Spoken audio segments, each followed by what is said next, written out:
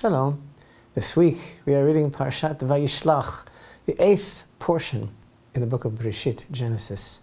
We're learning all about the patriarch Jacob, known in Hebrew as Yaakov. The portion, which begins with chapter 32 and verse 4, takes its name from the first word, Vayishlach, meaning, and he sent, as in, and Yaakov sent messengers ahead of him to Esau his brother, to the land of Seir, field of Edom. The Torah portion of Vayishlach presents a sprawling array of many of the seminal events in the patriarch Yaakov's life, including Yaakov's struggle with an angel, his meeting with Esau, the rape of Yaakov's daughter Dinah by Shechem, and the revenge of Shimon and Levi on the city, God's adding the additional name of Israel to Jacob, the birth of Benjamin and death of Rachel, the burial of Yitzchak by Yaakov and Esau, and that's not all. There's so much to learn here. The parsha spans 23 years, from the time of the encounter between Yaakov and Esau at the time of Yaakov's return from Haran to Yitzchak's death.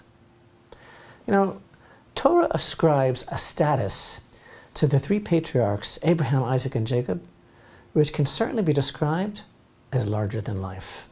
Each one of these men is synonymous with one of God's divine attributes, based on the template of how each one of them served God during their life. Abraham's life teaches us that he was the personification of chesed, of kindness. Isaac is the embodiment of gvura, of fear and awe of God. And Yaakov, tiferet. He is truth, as alluded to by the prophet Micah, chapter 7 and verse 20. Grant truth to Yaakov, kindness to Abraham.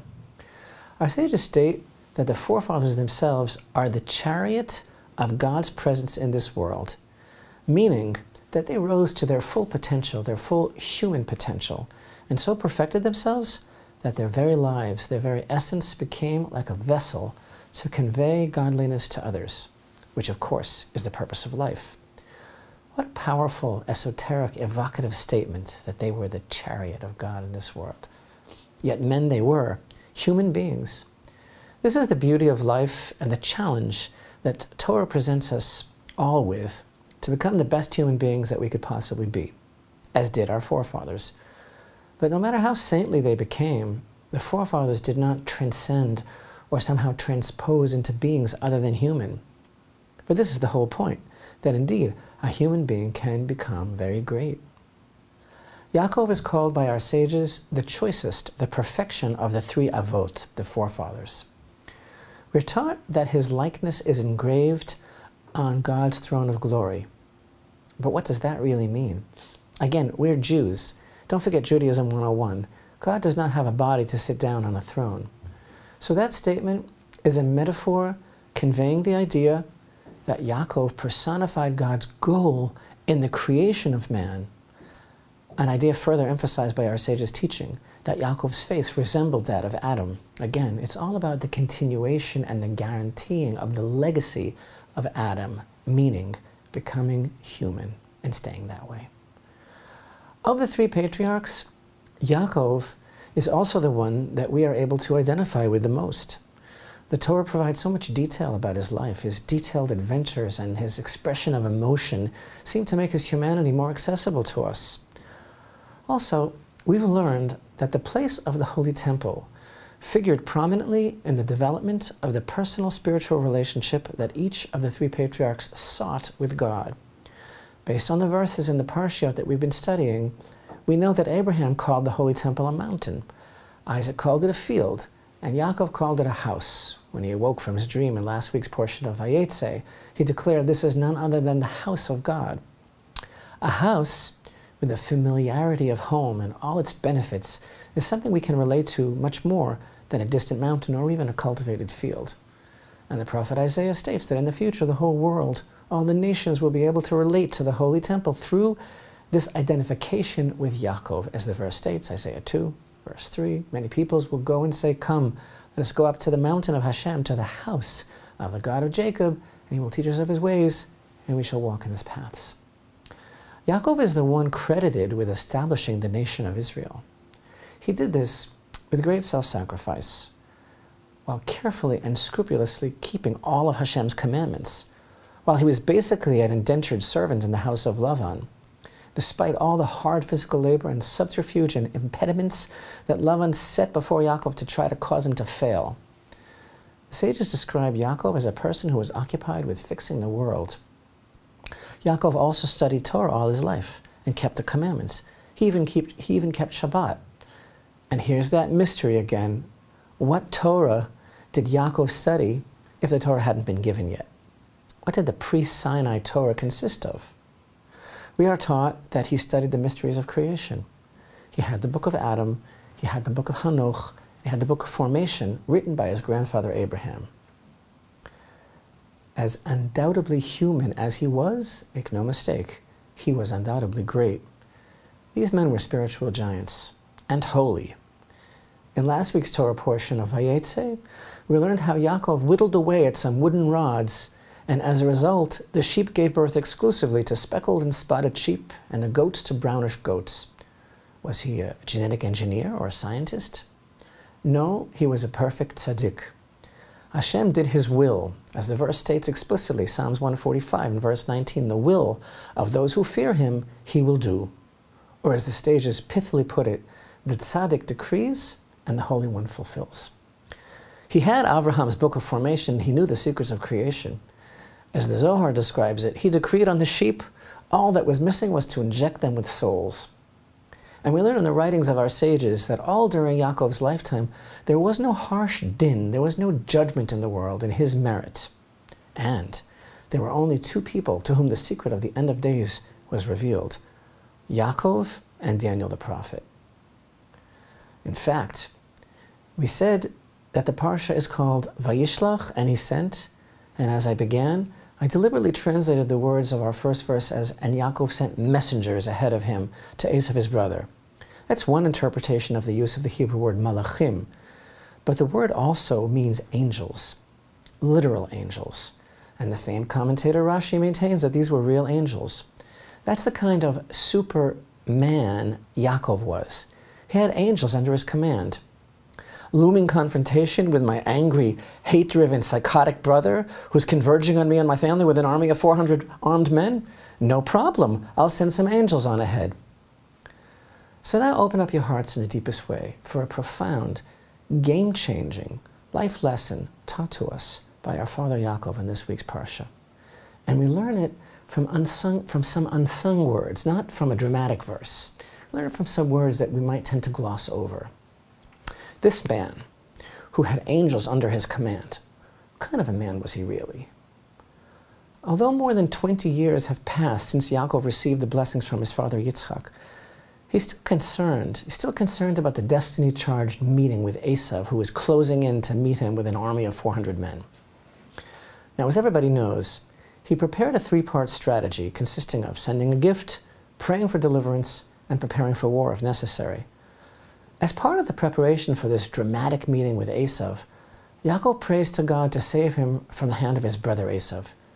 He begins to pray at chapter 32 and verse 10, God of my father Abraham and God of my father Isaac, Hashem who said to me, return to your land and to your relatives and I will do good for you.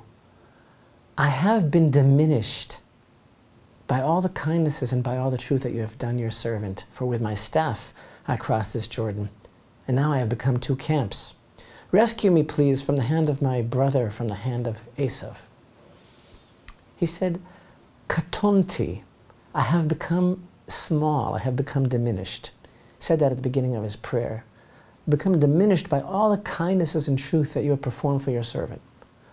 What did Yaakov mean by this, I have become diminished? Well, first of all, some backstory. There are two ways of understanding what Yaakov meant when he said, for with my staff I crossed this Jordan, and now I've become two camps.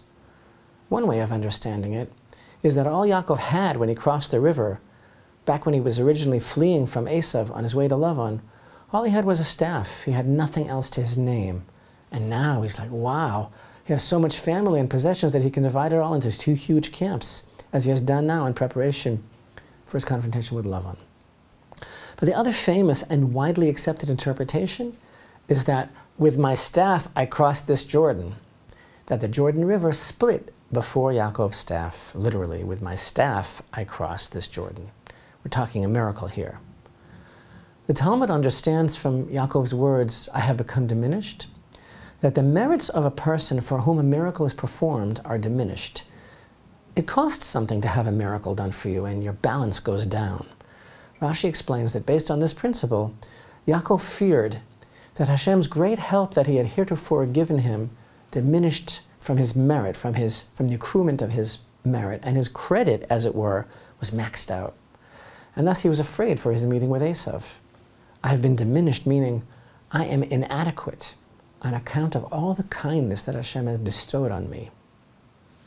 So this man, who saw God at the top of the ladder, who had the ability to send out a commando squad of angels, who fought with an angel and won, who had the ability to split the Jordan, he felt inadequate on account of all Hashem's kindness. He felt small, undeserving of God's kindness. Reflecting on all of the Holy One's kindnesses, he said, Katonti, I have become small. In short, he didn't feel he deserved anything. He didn't feel worthy. He knew his worth, yet still, he felt his smallness, his inadequacy, as compared to the great kindness that God was constantly showering upon him.